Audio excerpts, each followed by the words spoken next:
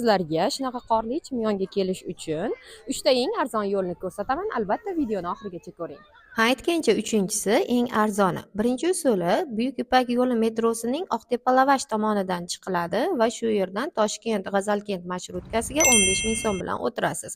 U yerga G'azalkentga yetib borgandan keyin esa taxminan 15-20 ming so'mga taksilar sizni Chimyon kanatiga olib chiqib qo'yadi. Qolgan har ikkala usul ham Toshkent Janubiy vokzali orqali ketiladi. Toshkent Chinorkent elektropoyezdi kunning 3 ta qismida qatnaydi.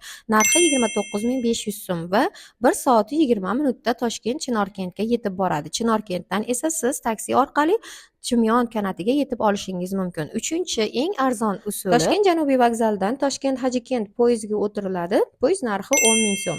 Chunki poyezd taxminan 2,5 soat davomida yuradi va Hajikentdan siz taxminan 15 ming 20 ming atrofida taksi bilan Chimyon kanatiga yetib olishingiz mumkin. Videoni saqlab qo'yishni unutmang. Qachondir bormoqchi bo'lganingizda kerak bo'lib qolishi mumkin.